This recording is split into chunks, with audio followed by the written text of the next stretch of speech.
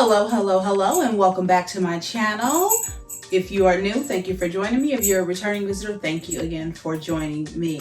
I hope you guys are all having a wonderful, wonderful day, and I really just wanted to come in and share some things with you guys. These beautiful dresses here that I made for my baby girls for Easter.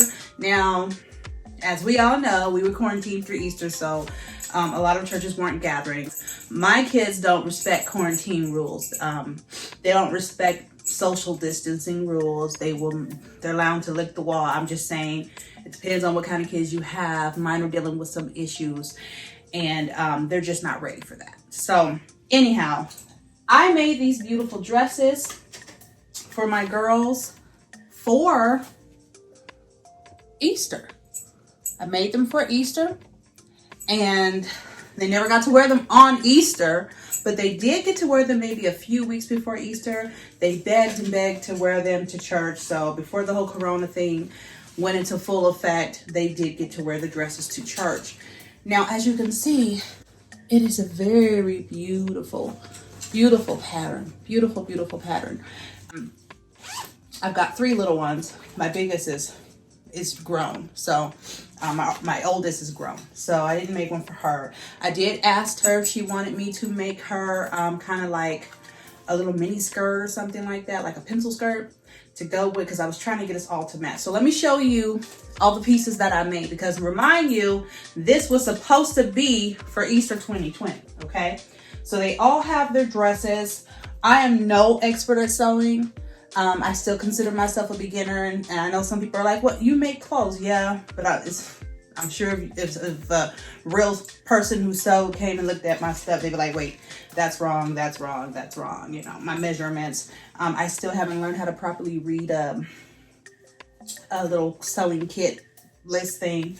So there's still some things I have to work on, but they're all a little different. As you can see, they do have the tulle lining, the mesh in the middle. For my middle daughter, she's real sensitive with things touching her skin, so it's actually sandwiched in between these two. I sandwiched it because she's sensitive when it comes to anything really touching her. She doesn't really like it, depending on the texture of the clothes. So I made them each a dress, and then this is my oldest daughter's dress. That is for my Zoe. And then, of course, I made hair bows and all that. So I also made them some hair bands to go with the dress. Okay, so they each had their own headbands, but I did not stop there. Remember, this was supposed to be for Easter 2020, and so I wanted to make sure that me and Honey matched too. Like, we're a group. We gotta match together.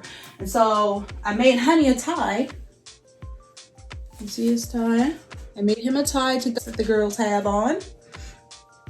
Okay, this was my first tie. This is the first one I ever made.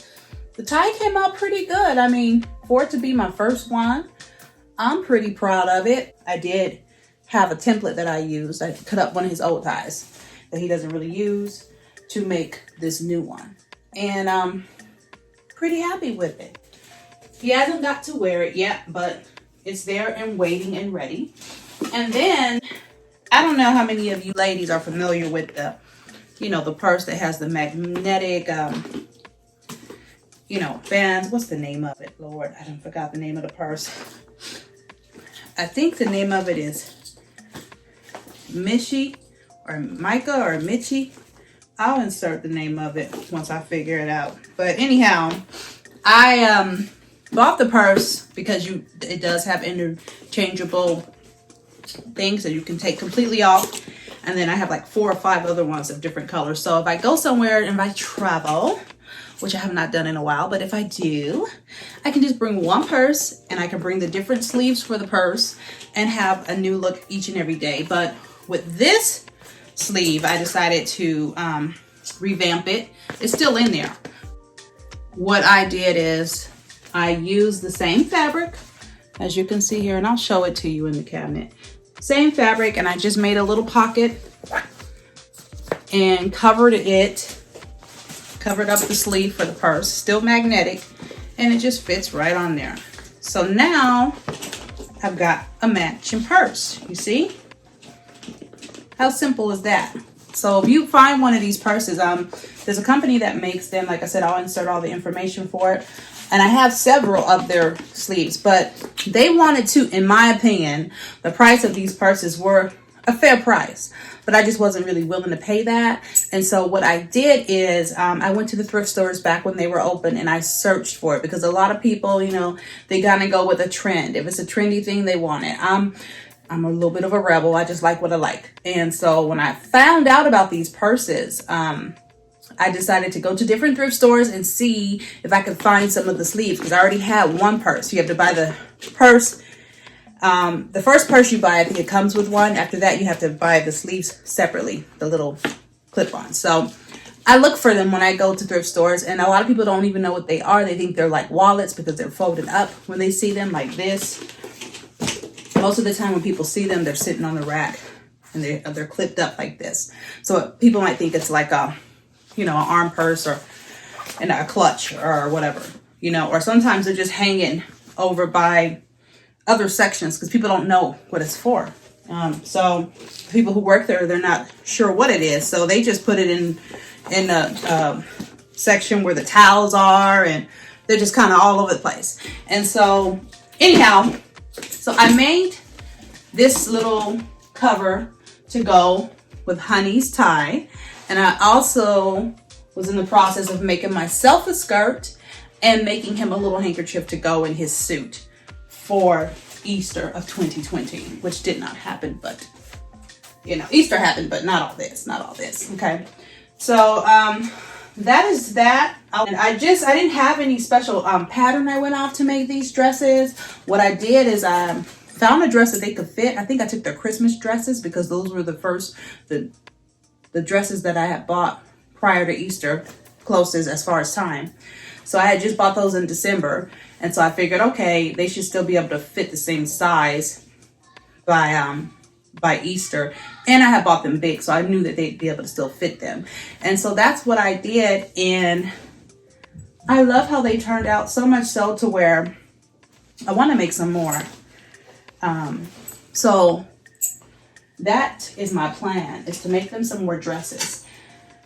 So on my younger daughters, you can see the tool. I left it out. I just put a liner between her skin and then that, because it doesn't bother her. But with my other two girls, like I said, they don't really like certain fabrics touching them, even on accident, if it was to accidentally touch them. So on Zenobi, on Zoe's and on Lee's, same situation as the other dress. It has the exact same lining in it, but I sandwiched it in and sold it. That way they didn't have to worry about that. But I made all these beautiful pieces. I'm really happy with how they came out. I'm going to be making some more. I'll be making some more for them.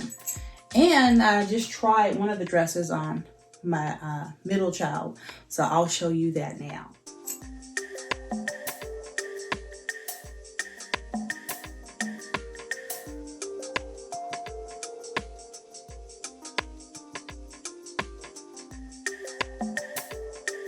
So as you can see, the dress still fits her, but we do call her our skinny mini. We call her little Kathy because she's so much like my mom. But she still fits it, but that's no surprise. What I need to do is try it on one of the other girls because they're a little bit more juicy. And we want to make sure that if I use the same template, that dresses actually do fit. So now that we have downtime, this is a time for me to encourage you to pick up the sewing machine. I'm working right now with the Baby Lock, the Zest Baby Lock. And it's a pretty good sewing machine. I've got several. This is just one of the many. But I really want to get the Baby Lock Jazz. That's the one I really want. But try some new things. Try making something. Try, just explore. Just pick a craft and give it a go. It doesn't hurt to try. You're not gonna die if you try. And you may find something that you love. Like you might really enjoy doing some of this stuff. So don't be afraid to get out there and give it a go, okay? So I just wanted to share that with you guys. I hope you guys are having a wonderful day. I hope that your day is going well. I hope that you are grateful. I hope that you are staying creative I hope that you are staying full of love. I just hope all the best things for you guys. You know, being on this side of the camera and being aware of people who view my videos and people who watch them and spend their time to watch my videos, I want to say I truly appreciate you guys. You guys are amazing. Thank you for taking the time out to see the view of someone else's life, to see how other people do things, to see how other people think, and hopefully to be inspired, hopefully to walk away with something that you can learn from or something that you can pass on to someone else. So it's just a great opportunity for me to share with you the things that I love doing. And it's a great opportunity for me to see in the comments how you guys, you know, feel about what I'm sharing.